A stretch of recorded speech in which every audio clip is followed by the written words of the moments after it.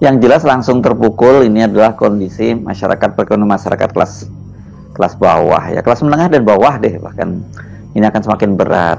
Tapi di satu sisi kita juga melihat situasi yang kontras itu di kalangan para pejabat tinggi kita ya.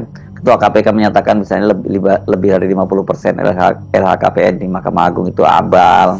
Kemudian ada juga laporan nilai mobil Toyota Fortuner itu dilaporkan hanya 6 juta rupiah. Ini saya nggak tahu nih jenis mobil apa ini, mobil Fortuner yang rongsokan. Tapi kan mobil Fortuner ini semua termasuk masih mobil baru.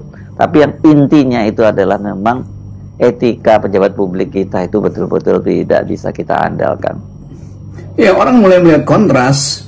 Sementara pejabat-pejabat BUMN itu foya-foya, dapat segala macam fasilitas, mulai dari makan pagi sampai urusan vaksin atau obat buat anak cucu mereka. Sementara publik tergopoh-gopoh hanya untuk mencari rezeki di jalan-jalan. Kan ini yang kita sebut sebagai disparitas yang terlihat secara transparan. Nah, sekarang mulai terbuka bahwa laporan dari para pejabat penyelenggara negara ini bohong semua kan. Bagaimana mungkin ada mobil harganya 6 juta dimiliki oleh pejabat, itu bahkan di lapak-lapak mobil copotan itu nggak ada nilainya 6 juta itu untuk sebuah mobil apa kemarin itu Fortuner apa. Jadi kelihatannya pejabat negara pun berbohong. Nah, kalau bohong itu menjadi sistematis, artinya etika publik itu memang udah hilang selama 10 tahun ini. Nah, kalau Pak Prabowo ingin menegakkan yang dia sebut sebagai integritas, yang disebut sebagai kejujuran, yang disebut sebagai kondisi keadilan, maka dimulailah dengan mempersoalkan kenapa mereka harus berbohong.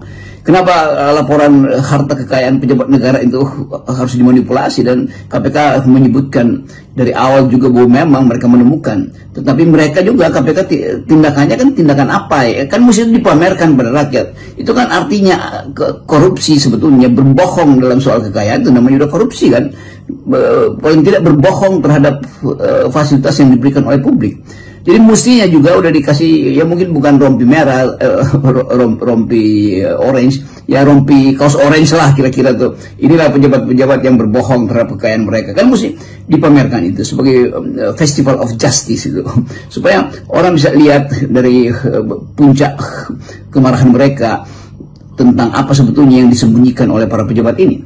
Jadi korupsi itu bukan sekedar soal ketagihan kekuasaan, tapi kerakusan kekuasaan tuh.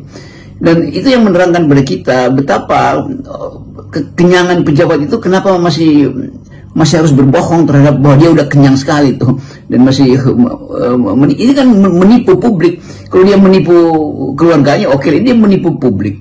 Dan kemasuk akalan dari laporan-laporan itu harusnya diaudit lagi oleh auditor eksternal supaya terlihat bahwa memang banyak manipulasi dalam upaya untuk membuat data itu terang benderang. Dengan data yang terang benderang kita bisa lihat disparitas, dengan data terang benderang kita bisa lihat kalangan mana yang paling rentan untuk mengalami guncangan sosial ketika ekonomi memburuk. Kan itu mesti diajukan sebagai kenyataan oleh KPK.